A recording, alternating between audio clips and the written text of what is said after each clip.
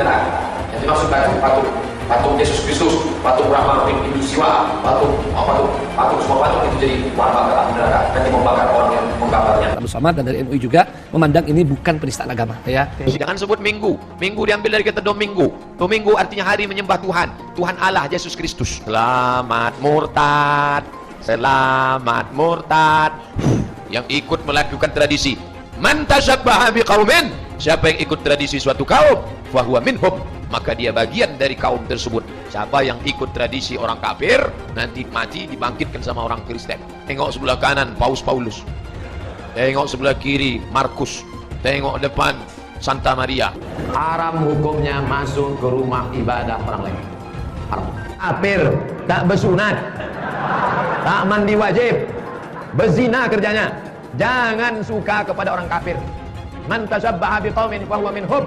Siapa yang suka kepada orang kafir, maka dia bagian dari kafir itu. Disebut teroris marah, tapi mengajarkan ilmu Islam yang menghalalkan darah.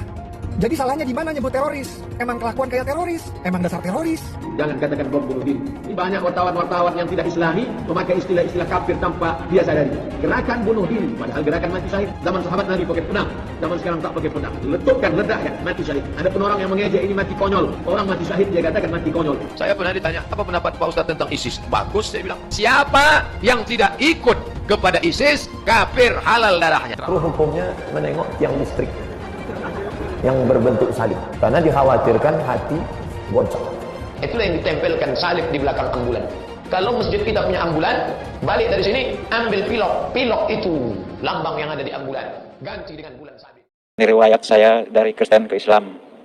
Saya pada waktu itu, pada tahun 80-an, dari tahun 70-an, saya belajar sekolah Alkitab. Tahun 80-an saya menjadi sebagai pendeta melayan. Selama saya menyelidiki isi Alkitab itu, dari perjanjian lama saya menemui bahasa mengatakan dalam kitab itu, dalam Kejadian pasal 1 ayat 1 mengatakan, pada mula Allah menciptakan langit dan bumi. Itu yang saya bongkar. Kemudian saya temukan lagi dalam kitab Taurat itu, kitab Taurat itu mengatakan, aku adalah aku, Allah adalah Allah. Di dalam perjanjian baru, saya menyidik dari perjanjian baru itu, selama 6 tahun kami menyidik kitab perjanjian baru. Menghayati kepada Yesus tidak ada gunanya. Di sini menentukan, satu orang pun orang benar, artinya pendeta yang tertinggi sampai ke penginjil tidak bisa akan masuk surga. Sebab di sini mengatakan satu orang benar pun tidak akan masuk surga, setengah orang pun tidak akan masuk surga. Kalau begini saya bilang, bagaimana caranya? Apa jadinya saya nanti akhir-akhir ini? Di sini tidak.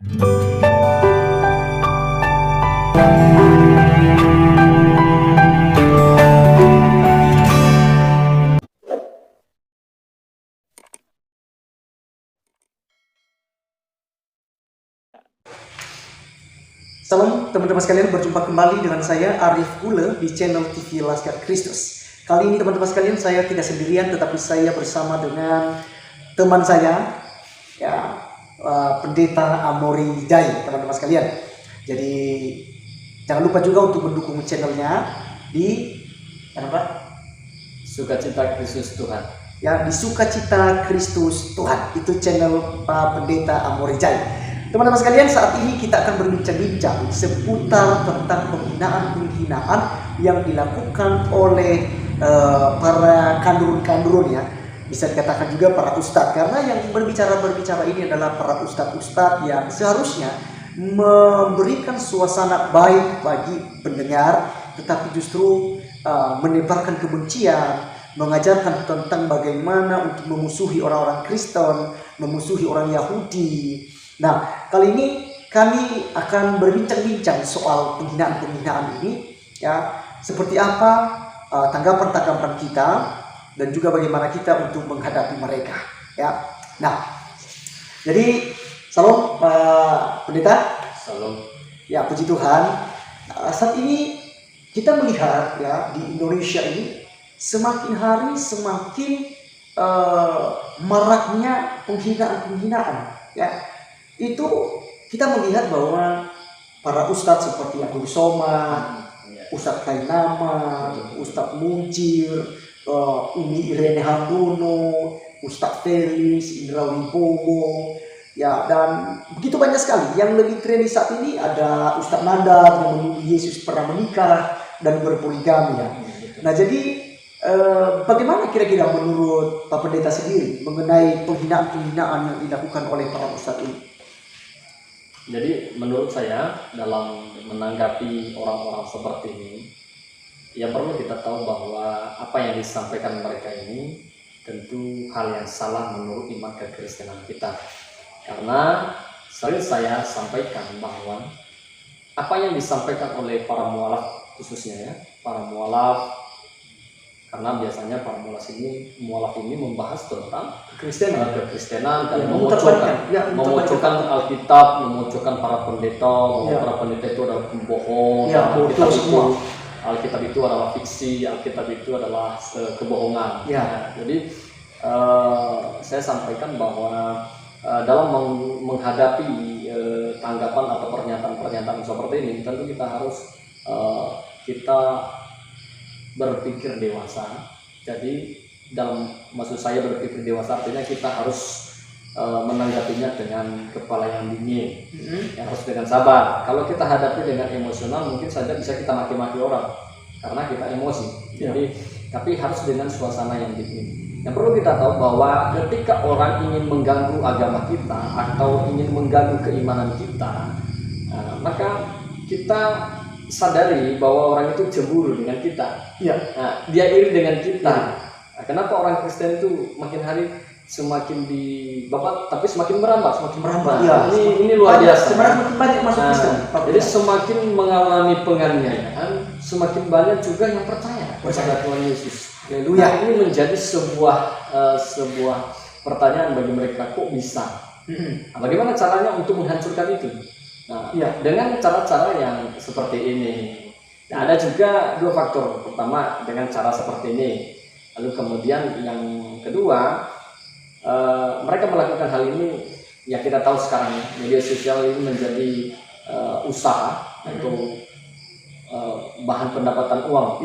Yang mencari popularitas juga ya. Orang-orang seperti ini kan seperti sales. Cari duit, jual agama sebelumnya. Jual perkataan. Jual agama sebelumnya. Jadi sehingga pada akhir-akhirnya nanti ketika sudah ketahuan ketahuan boroknya itu, maka pada kenyataannya akhirnya minta maaf lagi. Seperti kasus yang kita lihat, kasus Jaya Waloni yang menghina-hina Alkitab dan minta menantang lagi orang Kristen. Betul. Silakan tangkap saya laporkan saya ke baris krim. Jadi setelah ditangkap sampai ke pengadilan mati kutu. Lalu ada bicara gitu ya. Jadi persoalan waktu itu saya ingat cuplikan videonya disampaikan bahwa ketika nanti saya di pengadilan, saya akan memperjuangkan itu dan saya akan mengalahkan orang-orang Kristen ini dan pendeta-pendeta ini dengan Alkitabnya sendiri. Nah, kenapa ketika kita melihat cuplikan pada akhirnya minta maaf kepada kaum Nasrani. Ini artinya apa? Air ludah kita tadi yang kita sudah keluarkan dan kita juga katanya tidak akan minta maaf kepada orang kafir. Yang ini juga menjadi sebuah pertanyaan bagi umat yang dipimpin. Kenapa bisa seperti itu ya? Jadi ini dalam menghadapi mereka seperti ini, ya kita harus tahu itu bahwa ada beberapa faktor yang membuat mereka melakukan hal itu. Pertama, yang tadi saya katakan karena iri, cemburu, dengki dengan orang-orang Kristen, karena mereka pikir ada cara-cara kristenisasi dan mengkristenkan orang. Nah, itu pikiran-pikiran yang menurut mereka. Lalu yang faktor yang selanjutnya adalah ingin jual omongan, jual perkataan, jadi beretorika di depan publik. Menyampaikan ini bohong, orang hebat, dan menyampaikan hal-hal yang seperti itu untuk menjual perkataannya sehingga terkenal. Ketika sudah terkenal, nanti diundang kemana-mana dan kemudian viral dan tentu penghasilan YouTube-nya semakin besar, finansialnya terjamin. Dan kemudian tentu jam terbang untuk minta ceramah atau berdakwah itu akan semakin banyak. Nah, tentu ini yang perlu kita sadari, seluruh orang Kristen harus menyadari hal itu. Nah, jadi ketika kita mendengar hal ini, anggaplah itu angin yang berlalu. Itu menurut saya. Jadi kalau menurut saya juga Pak Pendeta ya, karena hal ini saya seperti di channel TV Laskar Kristus ini saya sering bahas itu. Kenapa? Karena kalau tidak ditanggapi, seakan-akan mereka itu yang paling benar. Maka dengan adanya channel-channel Kristen, saya bersyukur ya. Kalau hitung-hitung ada grup di Telegram itu Ya, ada 1000-an channel Kristen yang berkhusus untuk menjawab tuduhan-tuduhan para ustadz mualaf ya, dan juga para ustadz-ustadz yang notabene-nya memang ustadz, tapi yang dikonsumsinya setiap ceramah itu Alkitab gitu ya. Saya juga heran. Tapi saya ingat dalam firman Tuhan yang berkata bahwasanya Rasul Paulus berkata, ada yang menceritakan firman Tuhan dengan maksud dan tujuan untuk kepentingan pribadi sendiri, tetapi ada juga yang memberitakan Injil, memberitakan firman Tuhan dengan sukacita, ya, dan memberitakannya dengan tujuan dan maksud supaya orang menjadi selamat. Tetapi Rasul Paulus berkata, apapun itu motivasinya, yang penting firman Tuhan disampaikan. Betul. Nah, saya bersyukur dengan hal ini, walaupun di dalam masjid dibahas tentang Yesus, dibahas tentang Bunda Maria, dibahas tentang kekristenan, tapi di situ inti dan poin terpenting di sana adalah Injil disampaikan. Betul. Ya. Ya. Karena firman Tuhan katakan, ya, iman timbul dari pendengaran dan pendengaran oleh firman Kristus. Jadi kita tidak perlu marah ketika Alkitab mau dibacakan di dalam masjid. Ya. Jadi mungkin juga dari channel Pak Pendeta juga ya, di Sukacita Kristus Tuhan, bahkan juga di channel saya TV Laskar Kristus, saya sering menanggapi hal itu. Bukan berarti kita marah-marah, kita mau maki-maki mereka dengan kepala emosi dan lain sebagainya, tidak. Tapi yang kita lakukan adalah kita hanya meluruskan. Jika mereka katakan Yesus bukan Tuhan, nah ini sudah pertanyaan-pertanyaan berbasi gitu ya. Tapi mereka ulang-ulang di situ saja. Buat saya sih Pak Pendeta, saya katakan bahwa para ustaz dan para mualaf dan orang-orang Islam yang suka bertanya ini saya pikir degil, ya, bertanya tapi nggak pintar-pintar.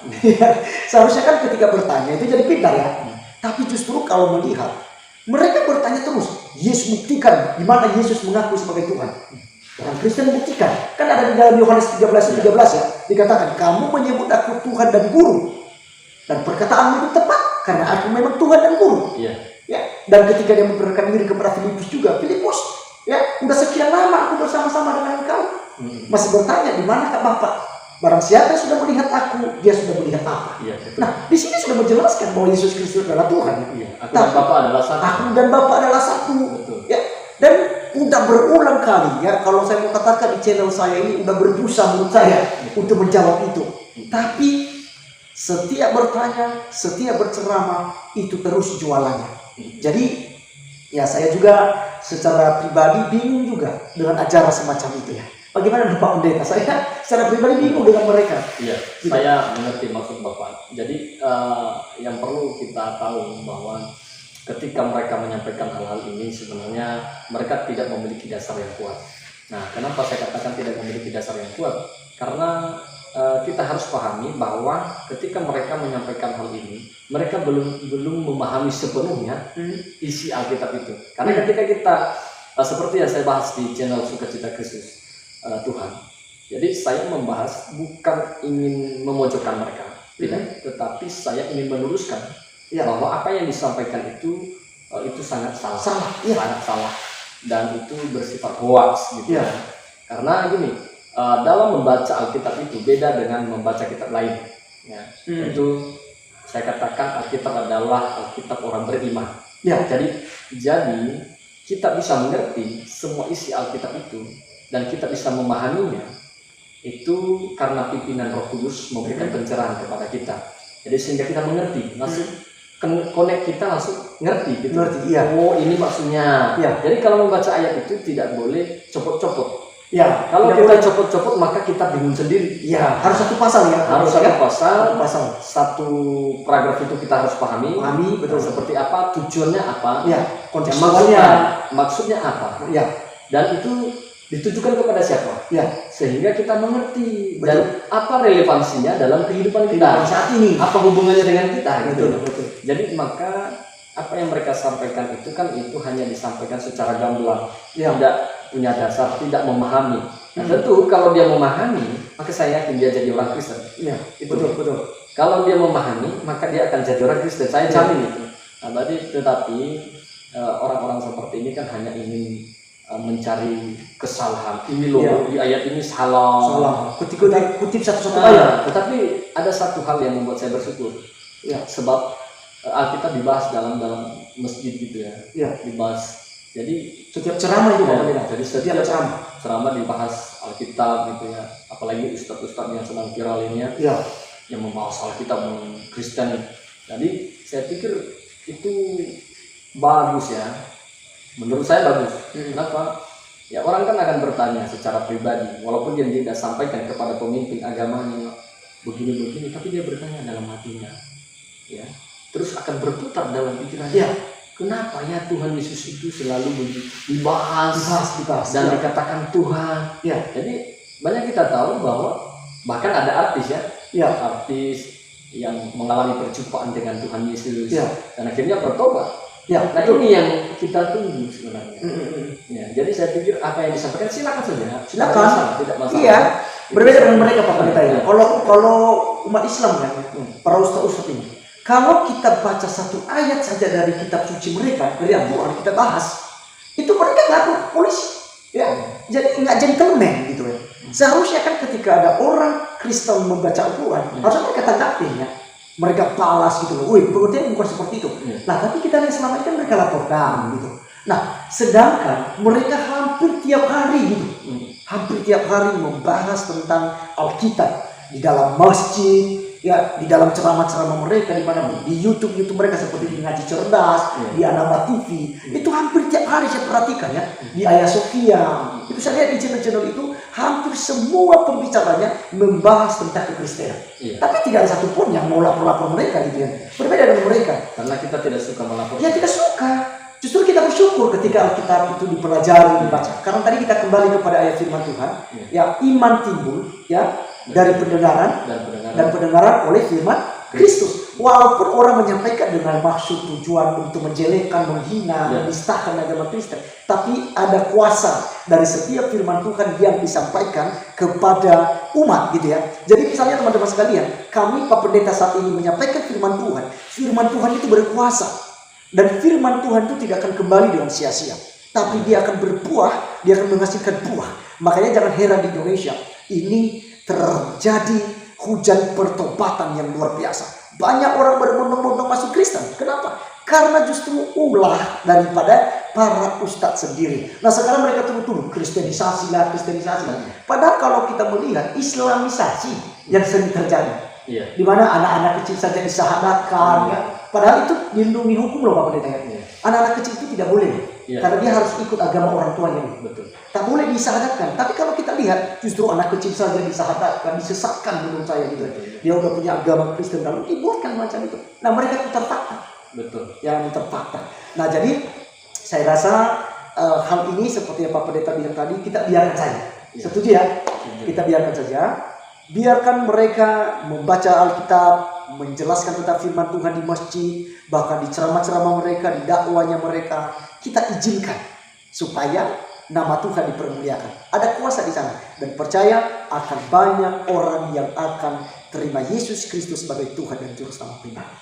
Ya, mungkin sekian perbincangan kami saat ini dan juga ngobrol santai terhadap Pak Pendeta saat ini.